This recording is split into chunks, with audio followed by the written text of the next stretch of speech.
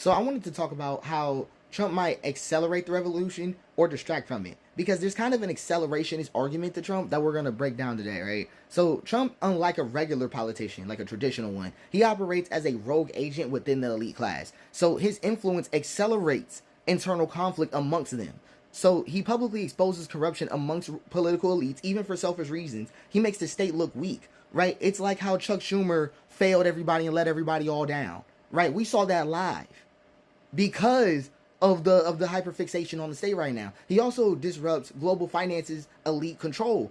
And his nationalism threatens globalist private sovereigns like BlackRock and the IMF. He damages public trust in the government and media, right? More people now see the parties as a part of the same system, right? Like, see both of them. Right now we're getting to have a good dead on it, right? And he creates power struggles within the corporate elite. The old money establishment, like Bush, McConnell types, they hate that guy, right? Because he disrupts their control. Trump is not a revolutionary, right? But his chaos can accelerate the fractures in the system that lead to a revolution. The revolution benefits when the ruling class fights amongst itself, right? But only if people can avoid getting caught in the distraction. So now we're going to talk about social disruptions that could cause Trump to distract, right? Or accelerate outright collapse. So Trump's political tactics will likely involve creating mass social instability. We know that, right? Either to regain power or to protect himself from prosecution. That's the only two routes for him.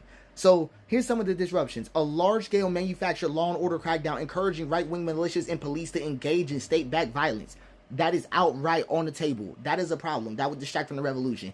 Pushing culture wars instead of economic revolution. Using social ideas or social issues, right? Like the LGBTQ rights, immigration. They're going to try to do that to keep people divided instead of looking at how incompetent everybody is, right? And encouraging interstate legal conflicts, right? Pitting red versus blue states against each other. So people fight amongst themselves and their political systems engage themselves instead of uniting against the corporate control. And launching another fake economic nationalism promise. If we hear another promise about bringing the manufacturing back to America, like to save the middle class, if the middle class buys that again, matter of fact, these are the same people thinking Ben and Jerry's is going to save the world. If people focus on these distractions, the ruling class can reestablish control, right? While appearing to be in chaos. But keep in mind, the revolution if it becomes left versus right, instead of people versus the private sovereigns, it will fall. So here's kind of some disruptions that would push the revolution forward, right? Intentionally or not.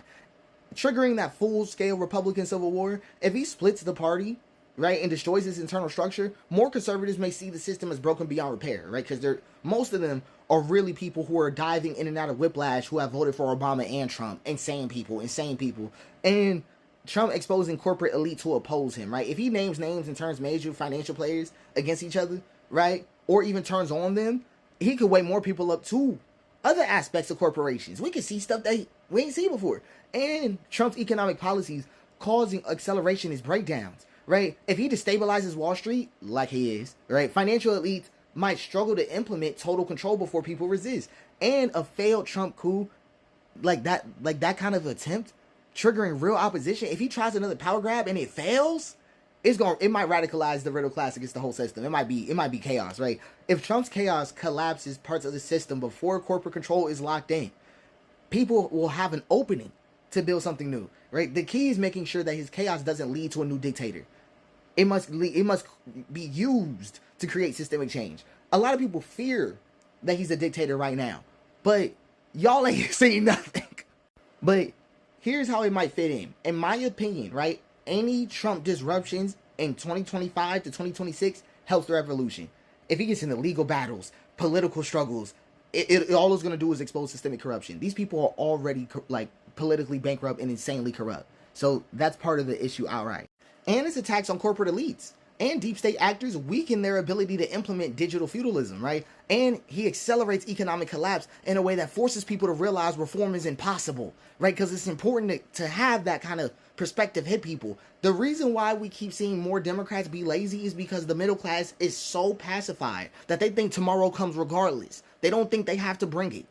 Right, so in 2025 and 2026, anything he does, this could align with the preparation phase, right? Giving resistance movements time to organize before some kind of crazy stuff goes down. I can't tell you what he's going to do. He can't tell you either because he can barely read, right? But here's the problem. If his chaos happens in 2028, it risks sabotaging the revolution, in my opinion. If the revolution is already gaining traction, Trump could hijack it for his own power grab. There are enough black people, I need y'all to believe me, there are enough black people who are so ignorant that they would, in a revolution, under the understanding that they think that Trump is going to give them rights turn.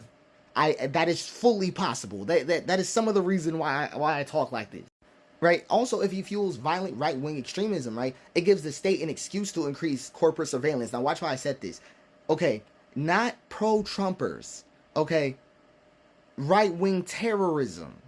Right, like he's gonna do so poorly at addressing, you know, the radicalization in the country that he's been nurturing and caring for this whole time, that when we do get a regular president, the MAGA people who still latch on will then become right-wing terrorists. Right, extremists. They'll be dangerous. If he creates instability without an alternative plan, and you know, ain't even no plan A, right?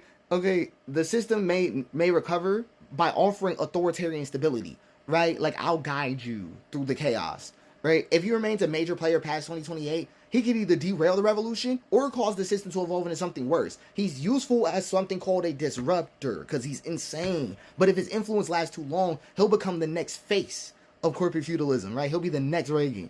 So here's how to navigate Trump's disruptions for maximum recovery success, right? Revolutionary success. Trump's chaos is inevitable. Even if I told it to his face, he wouldn't believe me. But the revolution must make sure it uses him rather than letting him use it. Here's how we can benefit. Use his fights with private sovereigns to expose the true ruling class. If he names corporate elites trying to suppress him, people must take that information and expand it, right? Okay, this is one of those things where it's important. All the corporations are on dirt. Y'all got to know, if they taking government funding, they've been using government policies and have been ignoring us. This is why John Hopkins can't cure anybody, because they only can study what the government funds for. So if they're not funding a cure, they're likely funding medicine in a healthcare industry they own. We also need to reject the false law and order narrative. If Trump encourages police crackdowns, people must refuse to let the state gain more control in response. Do not let him make a revolution about him. If the resistance movements turn into a pro-Trump versus anti-Trump, the real battle, workers versus corporate elite, right, gets lost. It's all gone if we get caught up in that. We have to prepare alternative economic and social structures before he burns everything down. That's really the case, right? If he accelerates collapse, there must be something to replace it before corporate feudalism regains control. And Trump can be a weapon used against the system, but only if people refuse to be distracted by his personal ambitions. He got personal things going on. He got egos and feelings. Okay, we have to stay focused. Revolutionaries must take advantage of Trump's chaos while remaining independent from him. So here's my case. Trump is a catalyst, right? But what he creates is up to us.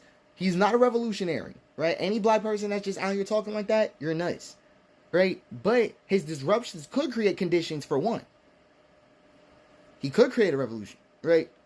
Just due to how mad he is, right? The key is making sure the chaos leads to systemic change and not just another dictator, right? The ruling class cannot control him.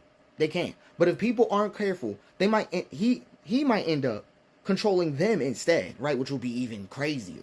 Using his chaos against the system, but never letting him be the face of the revolution. And it's just a final thought. A reckless king is useful when he fights other kings, right? He just is. But if people mistake him for a leader, they will simply trade one crown for another, right? They're going to be swapping hats.